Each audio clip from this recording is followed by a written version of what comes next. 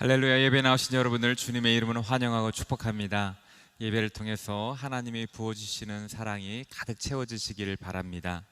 저희가 계속 이번 달에 믿음에 관하여 함께 살펴보고 있는데요, 오늘은 믿음은 성장하는 것이라는 제목으로 함께 은혜를 나누기를 원합니다. 우리의 믿음은 예수 그리스도, 나사렛 예수를 그리스도요 메시아요, 그분이 십자가가 나를 위한 죽음이고 부활하신 것을 믿는 것이 우리 믿음의 대상이요, 우리 믿음의 고백입니다. 근데 성경은 이렇게 우리가 나사렛 예수 그리스도를 구주로 고백하는 사람은 다시 영적으로 태어난다고 가르쳐주고 있습니다. 요한복음 3장에 보면 그 당시 유대인의 사회에서 국회의원 정도 되었고 율법을 가리키던 교수였던 니고데모가 한밤에 예수님을 찾아왔습니다. 그런 니고데모에게 예수님은 이렇게 말씀하십니다. 내가 진실로 진실로 내게 말한다. 누구든지 다시 태어나지 않으면 하나님 나라를 볼 수 없다. 다시 태어난다니. 니고데모는 이해할 수가 없었습니다. 니고데모가 예수님께 물었습니다. 나이가 들어 어떻게 다시 태어나겠습니까? 태어나려고 어머니의 뱃속에 다시 들어갈 수 없지 않겠습니까? 예수님께서 그런 니고데모에게 이렇게 말씀하셨습니다. 내가 진실로 진실로 내게 말한다. 누구든지 물과 성령으로 태어나지 않으면 하나님 나라에 들어갈 수 없다. 물과 성령으로 다시 태어난다는 것, 결국 십자가로 죄 사함을 받고 성령으로 예수 그리스도를 구주로 고백하지 않으면 하나님 나라에 들어갈 수 없다는 것입니다. 십자가를 고백하고 부활을 믿는 고백이 우리를 다시 태어나게 한다는 것으로 예수님 우리에게 가르쳐주고 계신 것입니다. 베드로 사도도 이런 가르침을 주셨습니다. 베드로전서에서 그 성도들을 향하여 그리스도를 통하여 하나님을 믿는 사람입니다 라고 성도들을 고백합니다. 그렇게 말합니다. 그리고 나서 베드로전서 1장 23절 바로 뒤에 사도 베드로는 이렇게 말합니다. 여러분은 다시 태어났습니다. 다시 태어났습니다. 예수님을 구주로 고백하며 십자가의 사건을 믿으며 부활을 믿는 사람은 영적으로 다시 태어났다고 성경은 가르쳐주고 그렇게 선포하고 있는 것입니다. 이 가운데 예수 그리스도를 구주로 고백하셨습니까? 여러분은 영적으로 다시 태어나신 것입니다. 생명을 얻게 되신 것입니다. 믿음으로 십자가를, 예수 그리스도를 구주로 고백할 때 우리는 다시 태어나게 되어 있는 것입니다. 우리가 아기를 키울 때, 아기가 태어났을 때 우리가 기대하는 것은 무엇입니까? 아기가 무럭무럭 자라나는 것입니다. 생명체의 특징은 성장하는 것이죠. 예전에 제가 아이들을 키울 때도 집안 한구석에 키를 재는 곳이 눈금이 있었습니다. 아이들이 해마다 거기에 키를 재고 표시해놨던 것이 있었죠. 그리고 아이들이 키가 쑥쑥 자라났습니다. 모든 생명체는 태어나고 나서 자라나게 되어 있습니다. 생명이 있는 한 자라나게 되어 있는 것이죠. 성장하지 않으면 이상한 것입니다. 우리도 인간의 경우도 영아기, 유아기, 소년기, 청소년기, 성인이 되고 부모가 되고 노년기가 되는 이렇게 성장의 과정을 거치게 되는 것입니다. 믿음도 마찬가지라는 것입니다. 믿음이 예수 그리스도를 구주로 고백하였으면 우리는 반드시 믿음에 있어서 성장이 있어야 된다는 것입니다. 왜냐하면 우리에게 영적인 새 생명이 주어졌기 때문에 영적인 생명을 가진 믿음은 분명히 자라나게 되어 있다는 것입니다.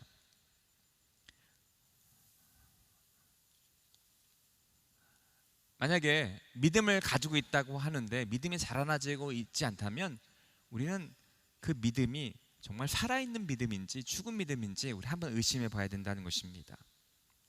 오늘 본문에서 13절에 우리 모두 하나님의 아들을 믿는 것과 아는 지식의 하나가 돼 온전한 사람을 이루어 그리스도께서 충만하신 정도에까지 도달해야 합니다 라고 사도 바울은 에베소 성도들에게 권면하고 있습니다. 여기서 하나가 돼 온전한 사람을 이루어라고 온전하다는 말을 씁니다. 이 온전하다는 말이 바로 성숙하다는 말입니다. 흠이 없는 상태를 말합니다. 사도 바울은 에베소 성도들에게 우리는 온전해져야 된다고, 그리스도가 충만한 데까지 도달해야 된다라고 권면하고 있는 것입니다. 15절에서도 이어지는 15절에서도 이렇게 말합니다. 범사의 머리 되시는 그리스도에게까지 자라나야 합니다. 믿음이 자라나야 한다라고 권면하고 있습니다. 골로새에서도 마찬가지입니다. 우리는 그리스도를 전파해서 모든 사람을 권하고 지혜를 다해 모든 사람을 가르칩니다. 이는 그리스도 안에서 모든 사람을 온전한 사람들로 세우기 위함입니다. 사도 바울이 복음을 전하고 말씀을 가르치고 모든 자신이 하는 그 모든 것들이 모든 그리스도 안에서 사람들이 온전해지게 성숙하기 위함이라고 분명하게 자신의 사역의 목적을 밝히고 있습니다. 끊임없이 사도 바울의 그리고 초대교회 안에 성숙해야 될 것을, 믿음이 자라야 될 것을 권면하고 있는 것입니다. 믿음은, 우리가 성숙하는 것은 성태사항이 아니라 필수사항인 것입니다.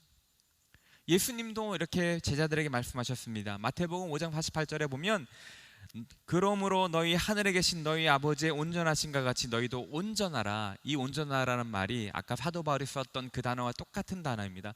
성숙해져야 된다라는 말입니다. 너희도 성숙해져야 한다.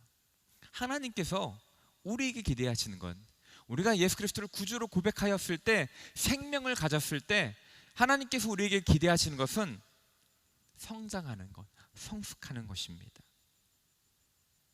사도 바울은 고린도 전서에서 3장에서 고린도 성도들을 향하여 안타까워했습니다. 형제들이여, 내가 여러분에게 신령한 사람들에게 말하든 말할 수 없어서 육에 속한 사람들, 그리스도 안에서 어린아이들에게 말하는 듯이 말했습니다.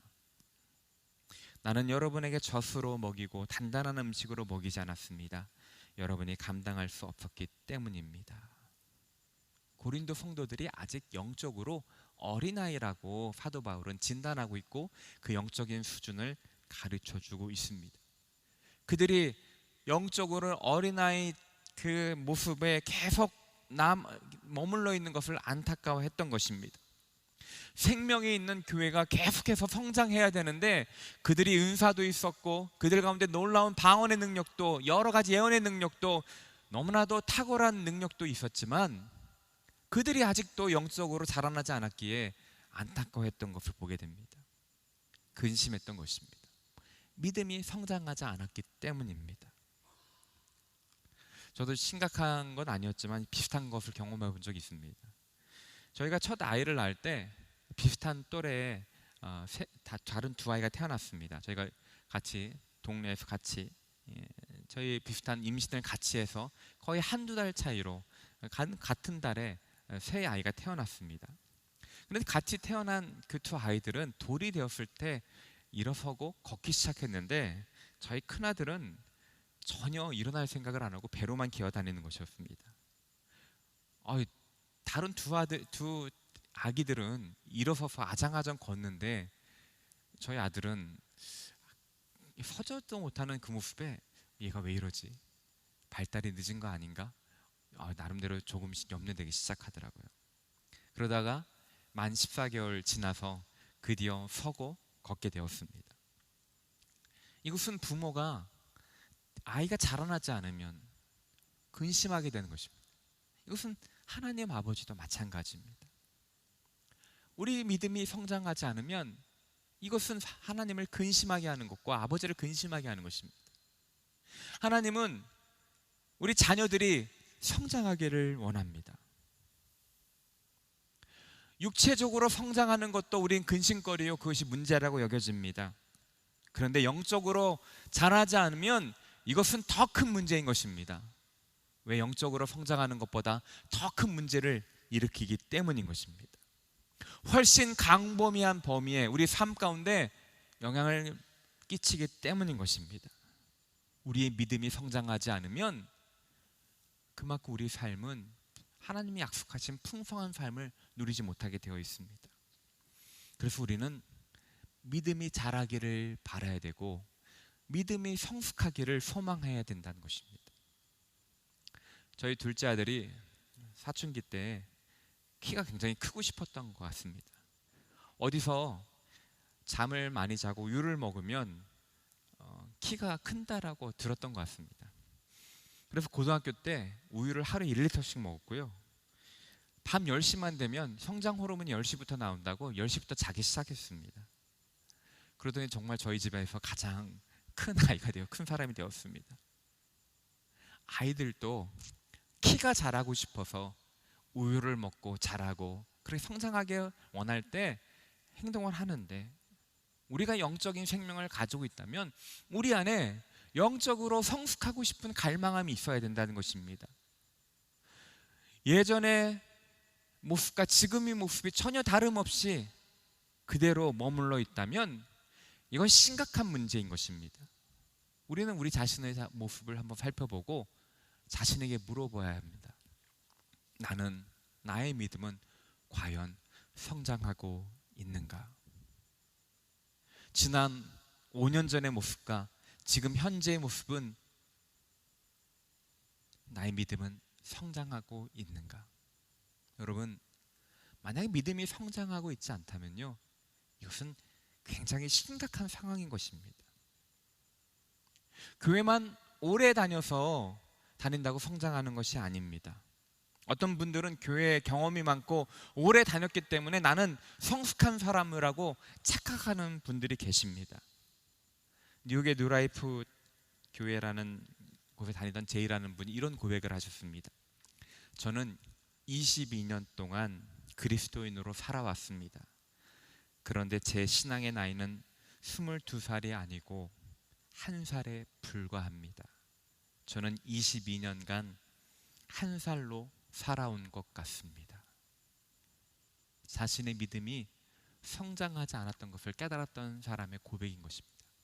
22년을 교회를 다녔는데, 그래서 그에 걸맞게 22살에 22살에 믿음의 청년의 모습이 아니라 자기가 아직 1살의 믿음을 가지고 있는 것을 깨닫게 된 것이죠. 그런데 믿음이 성숙하지 못한 사람은요, 자신이 성숙하지 못했다는 것을 깨닫지 못합니다. 우리는 철이 들고 나서야 자기가 예전에 철부지였다는 것을 깨닫게 되는 것이죠. 철부지였을 때는 자신이 어른이라고 생각합니다.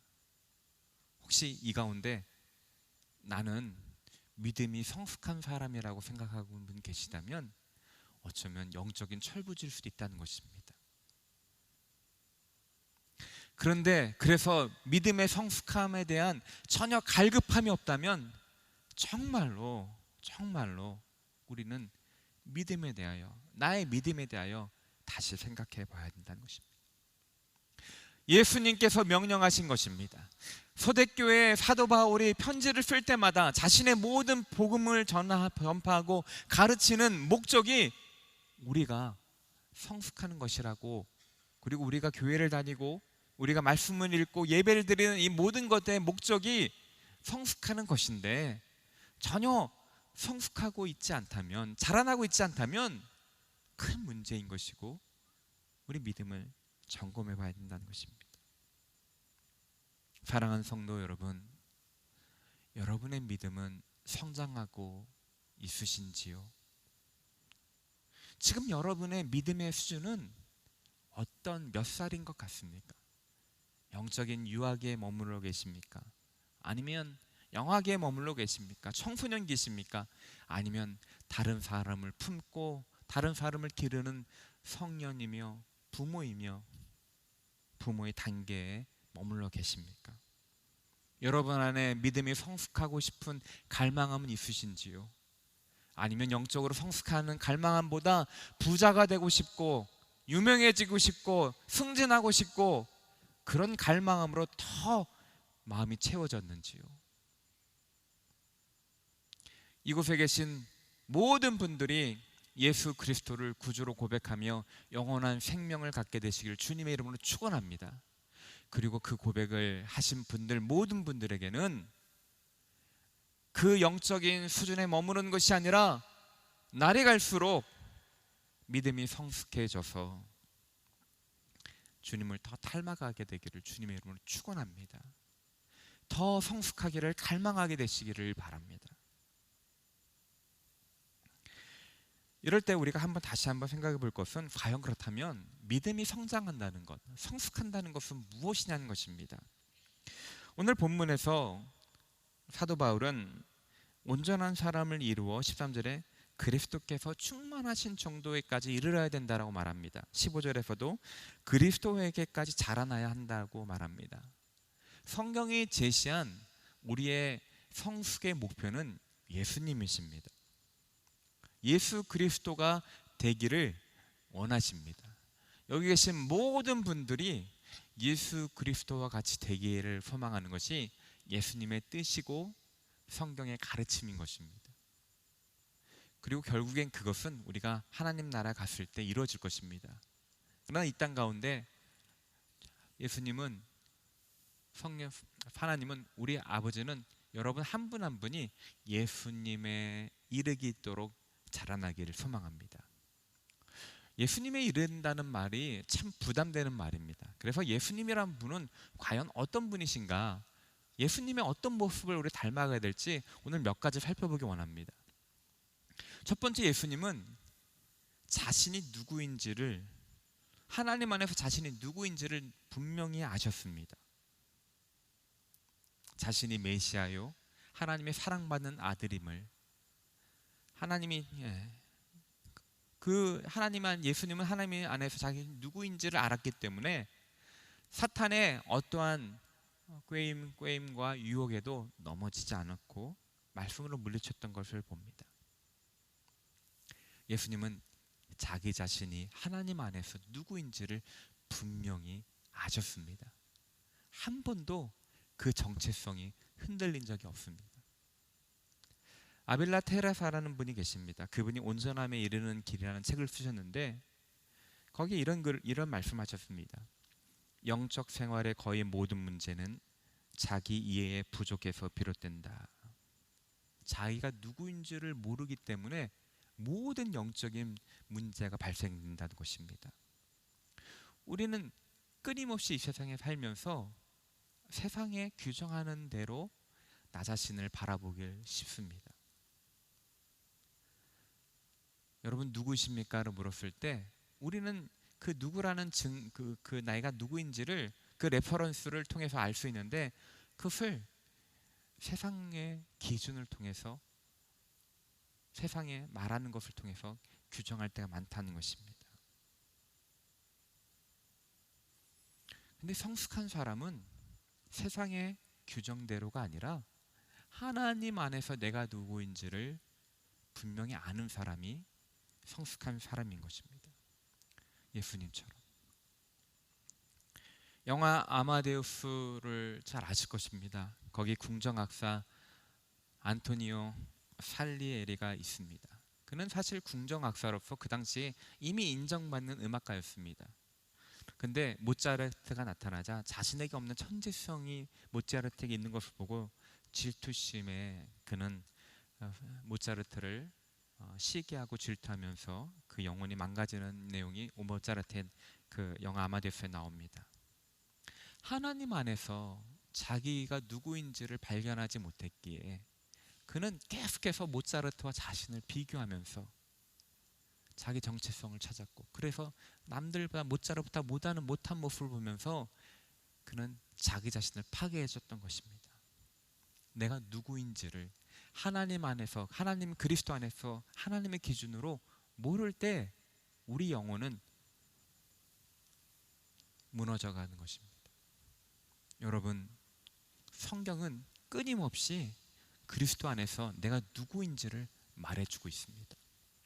십자가는 끊임없이 내가 그리스도 안에서, 하나님 안에서 어떤 존재인지를 말해주고 있습니다. 그런데 십자가와 말씀이 말해주는 나가 아니라 우리는 세상에서 규정하는 그 세상의 소리에 너무나도 오염되어 있고 그것에 너무 물들어 있기 때문에 진리를 거부하고 있는 것입니다. 성숙한 사람은 그리스도 안에서 내가 누구인지를, 예수님이 하나님 안에서 자신이 누구인지를 아셨던 것처럼 아는 사람이 성숙한 사람인 것입니다. 여기 계신 모든 분들이 그리스도 안에서 내가 누구인지를 더욱 많이 알아가시게 되기를 주님의 이름으로 축원합니다. 두 번째, 예수님은 자신이 이 땅에 오신 태어난 이유를 분명히 하셨습니다.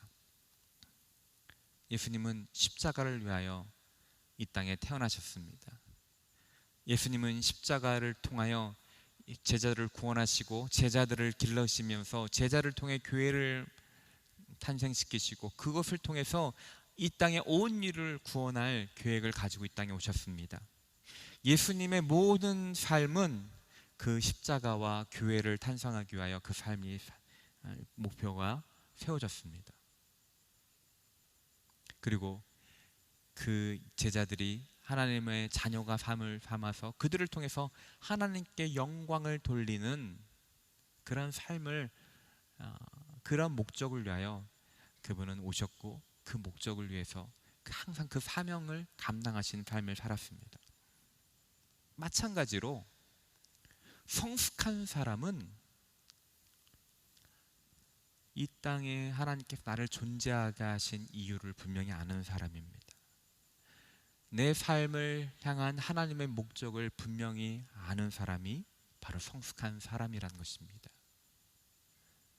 다른 사람이 하는 것을 부러워하며 다른 사람의 인생을 쫓아가는 것이 아니라 나를 이 시점에 이 가정 가운데 이 환경 가운데 태어나시게 한 이유를 하나님 안에서 발견하고 그 목적을 이뤄가는 삶을 살고자 하는 것이 성숙한 사람의 모습이라는 것입니다. 환경을 탓하고 다른 사람을 탓하고 그 탓하는 것이 아니라 주님께서 나의 삶 가운데 나의 삶의 주인을 인도하신 분이시며 나의 모든 걸 아시는 분께서 나를 2021세기에 이때에 이 나의 가정 안에 나를 태어나게 하시고 지금까지 나를 살게 하셨는데 주님, 저를 향한 하나님의 목적을 분명히 알게 해주시고 나의 삶이 헛된 것에 낭비되는 삶이 아니라 하나님의 뜻과 하나님이 나를 향한 하나님의 목적을 온전히 이루는 삶이 되게 하여 주시옵소서. 이게 성숙한 사람들의 고백이라는 것이죠. 여기 계신 모든 분들이 인생은 허무하다, 내 인생은 허무한 인생이다, 내가 헛살았다, 그런 고백이 나오지 않게 되기를 소망합니다.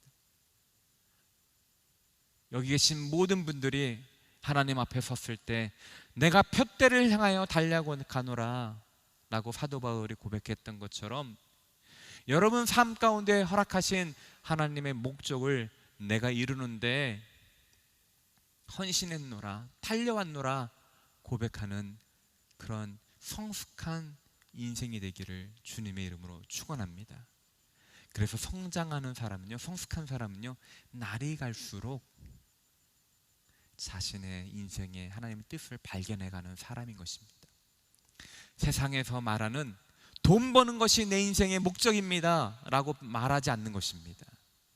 어떻게 돈 버는 것이 우리의 생명을 바꾸는 그러한 생명을 깎아먹는 그러한 목적이 되겠습니까?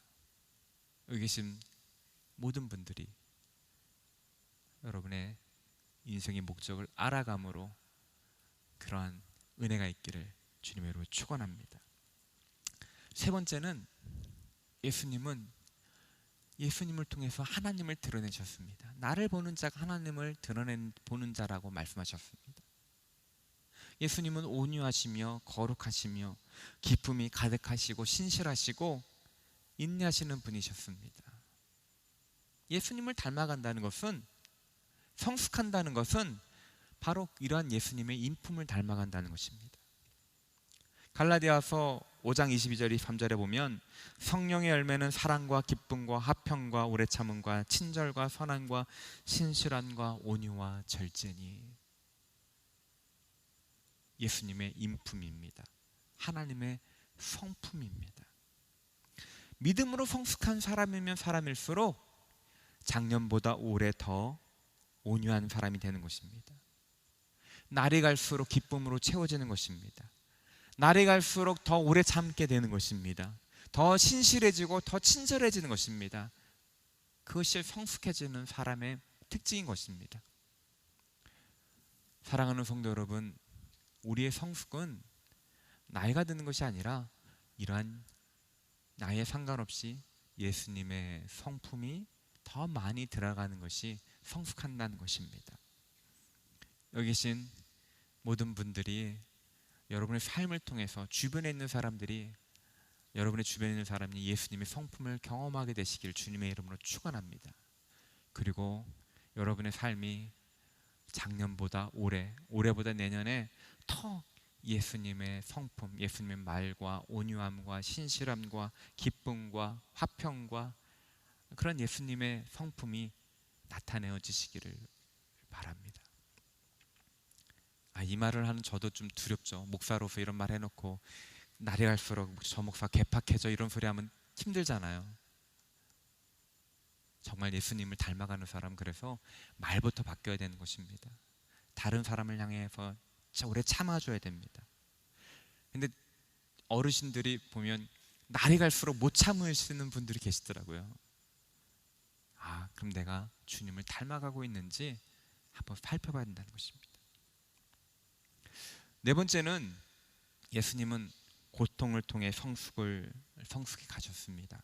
히브리서 2장 10절에 보면 모든 것을 만드시고 모든 것을 보존하시는 하나님께서 많은 아들들 영광을 이르게 하시려고 그들을 구원의 창시자를 고난을 통해 완전케 하시는 것이 마땅합니다. 고난을 통해 완전케 되었다고 말합니다. 히브리서 5장에도 보면 그분은 아들이신 때도 고난을 당하심으로 순종을 배우셨습니다. 그분은 완전케 되셔서 그분을 순종하는 모든 사람들에게 영원한 구원의 근원이 되십니다. 예수님의 특징은 고난을 통해 순종을 배웠고 그것을 성숙해졌다라고 표현하고 합니다. 예수님께서 그 고난을 통해 더 거룩해졌다는 것이 아닙니다. 우리에게 본을 보이셨다는 뜻입니다. 예수님은 고통 가운데 십자가의 고통을 알면서도 하나님 말씀의 뜻을 이루기 위하여 순종하셨습니다. 그리고 다 이루셨습니다. 완전해지신 것이죠. 예수님은 우리가 가는 길을 먼저 가셔 보이신 것입니다. 성숙한 사람과 성숙하지 않은 사람의 가장 큰 특징은 고난과 고통을 어떻게 다루냐에 따라 달라진 것입니다. 성숙한 사람은 고난을 통해서 무너지는 삶이 아닙니다. 성숙한 사람은 고난과 고통을 통해서 오히려 그것이 자신을 더 연단하고 자신을 더 빚어가는 것으로 삼습니다. 그러나 어릴 사람일수록 고통에 집중하고 그 고통이 자기 삶을 망가지게 하는 것이 어린 사람들의 특징인 것이죠.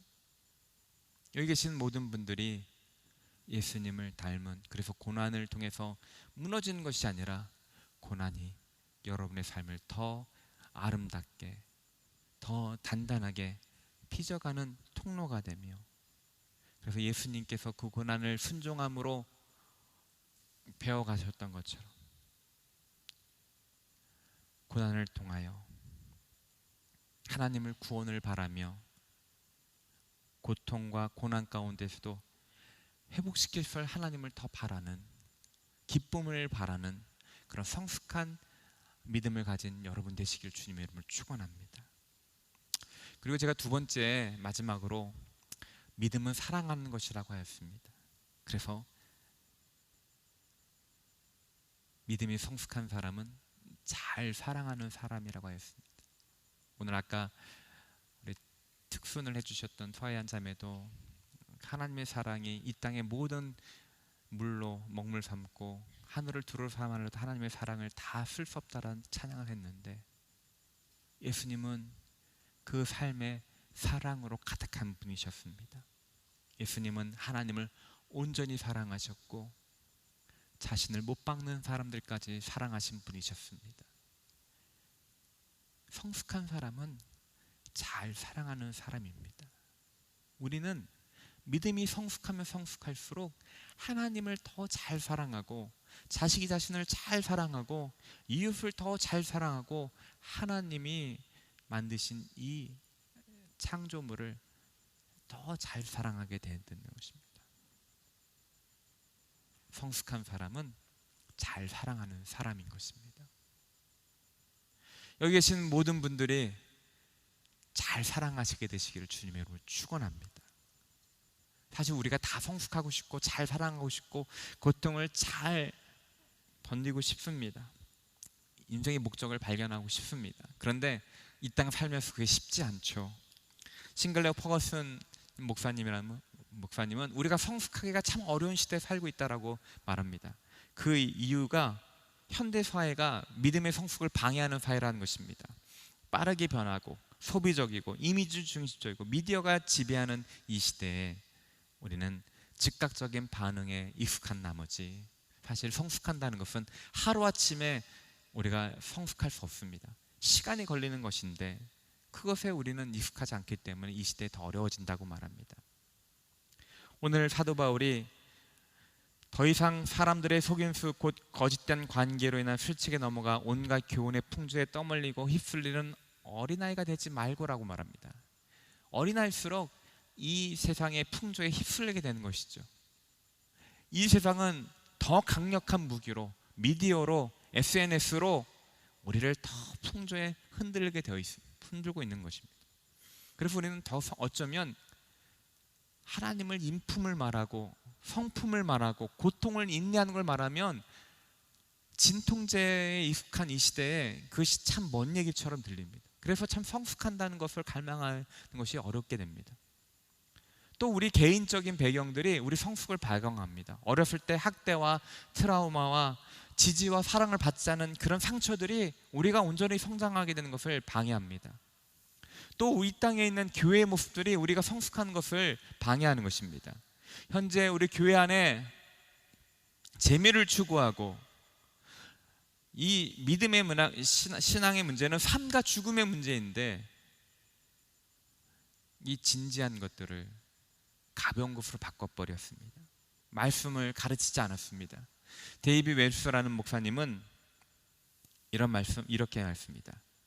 이 땅의 교회가 하나님을 더 이상 중요하지 않은 분, 즉 가벼운 분이 되어버리셨다 이렇게 표현하고 있습니다. 이 땅의 교회의 모습이 하나님을 너무 가벼운 분으로 취급한다는 것입니다. 너무나 거룩하셔서 그분 앞에 두려움과 떨림으로 나아갈 수밖에 없는 그런 하나님에 대한 가르침이 없기 때문에, 그 거룩함에 대한 가르침이 없기 때문에 하나님에 대하여 너무 가볍게 여기는 풍조가 교회 안에 만연해 있다는 것입니다. 그런 영향으로 우리는 성숙하기 어렵다라고 그 퍼거슨 교수님은 3가지로 지적하였습니다. 여러분 어떠신지 모르겠습니다. 우리는 참 어려운 환경에 있습니다. 성숙하기 어려운 환경에 있습니다. 그러나 그렇다고 우리가 성숙하기를 포기해서는 안 되는 것입니다. 이럴 때일수록 우리는 더 성숙하기를 소망해야 되는 것입니다. 이전보다 더 치열하게 싸워야 되는 것입니다. 그렇다면 우리는 어떻게 성숙해야 될 수 있을까요? 오늘 본문 13절에 보면 첫 번째, 하나님의 아들을 믿는 것과 아는 지식에 하나가 되는 것이 온전함을 이룬다고 합니다. 첫 번째, 우리는 하나님을 알아야 됩니다. 지식이 있어야 됩니다.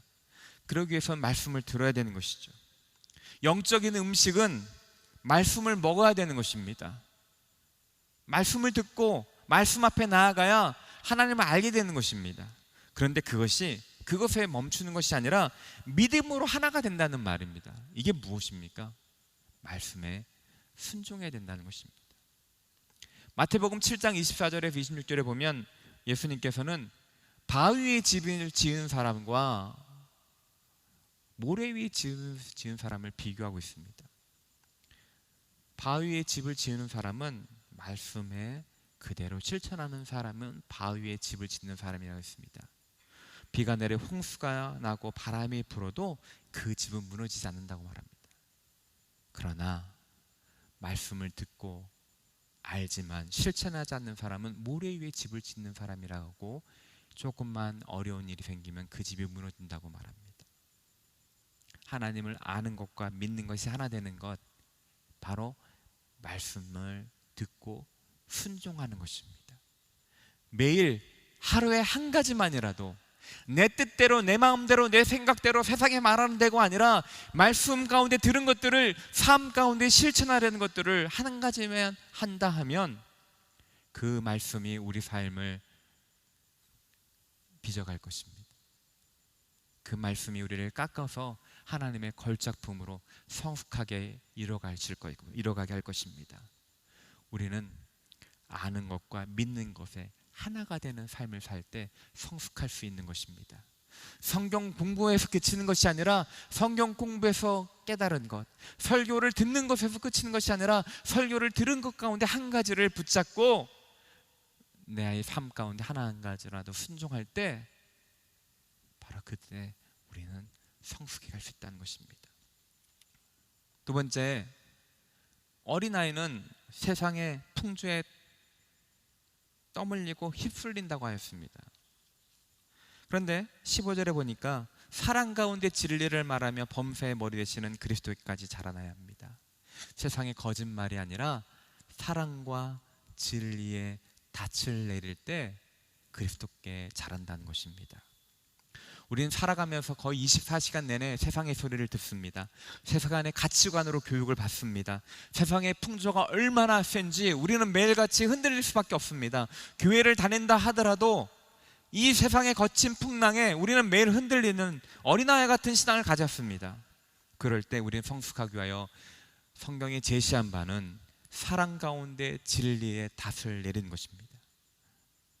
사랑과 진리를 우리 마음 가운데 선포할 때 우리는 성숙할 수 있다는 것입니다. 세상의 심리학에서도 인간의 발달 과정을 유아기, 영아기, 아동기, 청소년기, 성인기라고 나눕니다. 그런데 갑자기 성인이 될 수 없다는 것이죠. 유아기 때 건강한 정체성과 자아상, 유아기를 잘 보내는 사람이 건강한 성인이 되는 것입니다. 건강한 청소년기를 지낼 수 있는 확률이 높아지는 것입니다. 이것은 믿음에 있어서도 마찬가지입니다. 믿음의 영아기, 유아기를 잘 보내야 되는 것입니다. 믿음의 영아기는 무엇입니까? 어린아이가 0살부터 2살까지 가장 중요한 시대인데 0살부터 2살까지 하는 거라고는 부모가 눈을 맞추며 호로로 까꿍 예쁘다 웃어주는 겁니다. 사랑하는 눈으로 보는 것입니다. 그런데요, 이 영아 때 이 부모가 자신을 보면서 웃고 사랑의 눈으로 보아주는 그 부모의 눈을 통해서 아기는 내가 소중한 존재구나, 내가 기쁨이 되는 존재구나, 내가 사랑받는 존재라는 것을 자기 정체성을 갖게 된다는 것입니다. 그 정체성을 갖지 못할 때 우울해지고 그 정체성을 갖지 못할 때 자기 자신을 알지 못하고 분열이 일어난다는 것입니다. 아기가 조금 불편해서 울 때 부모들은 얼레줍니다. 울려고 할 때 안아줘서 불쾌한 감정이 있어 그래서 방구 눕게 만듭니다. 유아기 때 상처받고 불쾌한 감정을 기쁨으로 돌릴 수 있는 것을 배우는 시점이 그 영아기 때 배운다는 것입니다. 내가 사랑 안에서 내가 이 땅에 누구인지를 아는 것, 불쾌한 것을 기쁨으로 바꾸는 것, 이 영아기 때 배울 때 그 다음 단계를 건강하게 지낼 수 있다는 것입니다. 믿음의 성숙 단계도 마찬가지입니다. 다른 어떠한 행동을 하고 다른 어떠한 종교적인 일하고 선한 일 행동을 하기 전에 우리 가운데 가장 먼저 필요한 것은 내가 하나님께 사랑받는 존재임을 알아야 되는 것입니다. 하나님께서 나를 얼마나 사랑하고 존귀한 눈으로 나를 바라보시는지 내가 그 하나님과 눈을 맞추는 작업이 필요하다는 것입니다. 내가 하나님께 기쁨이 되는 것을 아는 것이, 세상에 불쾌하고 상처받는 일이 있다 하더라도 하나님 앞에서 그 불쾌한 감정이 기쁨으로 회복되고 채워지는 것을 경험하는 그 경험이 필요하다는 것입니다. 하나님이 내 모든 필요를 충족시켜주는 것들을 배우는 그 작업이 필요합니다. 그러기 위해서 우리가 필요한 것이 무엇이냐? 마리아가 주님 발 앞에 앉아 주님의 눈을 바라보며 머물렀던 것처럼 하나님의 사랑 안에 주님의 십자가 아래 머물러야 하는 것입니다. 그 가운데 자신이 원하는 것을 말하는 것이 아니라 주님이 어떠한 눈으로, 하나님이 어떠한 눈으로 나를 사랑하고 바라보시는지, 내가 그리스도 안에서 어떠한 존재인지를 계속해서 주님이 나라 뭐라고 말씀하시는 걸 들어야 합니다. 내가 너를 사랑하여 내 생명을 주어 십자가에 못 박았노라. 너는 나의 기쁨이다. 내가 너를 사랑한다. 너는 나의 소중한 존재다. 예수님으로부터, 하나님으로부터 이 음성을, 정체성을 받지 않고서 그 위에 다른 행하는 모든 종교 행위는 조그만 어려움이 닥칠 때 무너지기가 너무 쉽다는 것입니다. 그래서 우리는 영적인 영화기 때, 유아기 때 무엇보다도 하나님, 예수님 발 앞에서 머물러야 하는 것입니다. 그리고 세 번째로 우리는 하나님 가족 안에 속해야 합니다. 여러분, 아기는 혼자 자랄 수 없습니다. 어린아이는 혼자 자랄 수 없습니다. 돌봄이 필요합니다. 어린아이는 어른을 보고 배우는 것입니다. 저희 아들이 미국에서 자랐는데요, 제가 집에서 한국말을 쓰니까 어른 단어를 잘 모르는 거예요. 그래서 어느 정도 나이까지 그냥 애들 영어만 쓰더라고요. 왜냐하면 제가 고급 영어, 어른 영어를 부모로부터 배우지 못했던 것이죠. 우리가 공동체에 속했을 때 우리는 어른으로부터, 다른 사람으로부터 공급받아서 자랄 수 있는 것입니다. 오늘 보면 바로 전에 뒤에 그리스도로 온몸이 각 마디를 통해 함께 연결되고 결합됩니다. 각 지체가 맡은 분량대로 기능하는 가운데 그 몸을 자라게 하며 사랑 가운데 스스로 세워집니다. 우리는 연결되어 있어야 자라나게 되어 있습니다. 여기 혼자서 믿음 생활을 잘할 수 있다고 생각하는 곳 있다면 그건 사탄이 주는 거짓말입니다. 속지 마십시오. 혼자서는 죽게 되어 있습니다. 사탄의 밥이 되어 있습니다. 물 위에서 떨어져 나가는 얼룩말은 항상 사탄의 밥이 됩니다. 가족 안에 있을 때, 공동체 안에 있을 때 성숙할 수 있습니다. 때로는 공동체 안에 어렵게 하시는 분들 계십니다. 나이는 많고 오래 다니는데 아직 영적으로 유학에 있어서 고통스럽게 하는 사람들이 있습니다. 그 때문에 난 공동체 생활을 하기 싫다고 말하는 분이 있습니다. 그런데 그 고통을 감당하고 다루는 법을 배울 때 여러분 성숙할 수 있는 것입니다. 여기 계신 모든 분들이 공동체에 속해서 그 안에서 공급받고 자라나게 되시길 주님의 이름으로 축원합니다. 여러분, 우리 믿음은 성숙해야 됩니다. 믿음은 자라나는 것입니다. 자라나지 않는다면 문제 있는 것이고 그것은 우리 삶을 갉아먹게 되는 것입니다. 여기 계신 모든 분들이 어제보다 오늘, 오늘보다 내일 더 주님을 닮게 되시기를 주님의 이름으로 축원합니다. 세상의 소리가 아니라 하나님의 사랑과 진리 안에 여러분의 닻을 내리고 그 안에서 내가 누구인지 알게 되시기를 주님의 이름으로 축원합니다. 그리스도 공동체 안에 소속되어서 그리스도 말씀으로 양육받고 그래서 자라나게 되셔서 하나님이 여러분을 통해 이루시고자 하는 모든 목적과 계획들이 이루어지는 복된 인생 살게 되시기를 주님의 이름으로 축원합니다. 이 시간 우리 같이 한번 기도하겠습니다. 우리 기도할 때 하나님, 제가 믿음이 자라나길 원합니다. 성숙해야 되길 원합니다. 열매 맺기를 소망합니다. 내 삶에 믿음이 정체되어 있다면 깨닫게 하여 주시고 성숙되게 하여 주시옵소서. 우리 같이 한번 기도하겠습니다. 사랑과 은혜가 충만하신 주님, 오늘 믿음은 자라나는 것이라고 배웠습니다.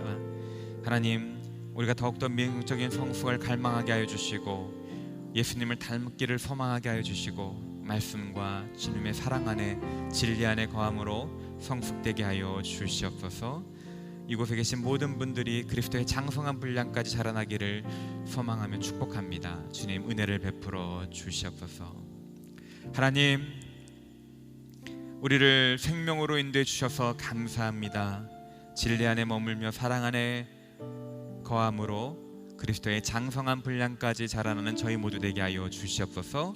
감사드리며 이 모든 것 우리 주 예수 그리스도의 이름으로 기도드립니다. 아멘.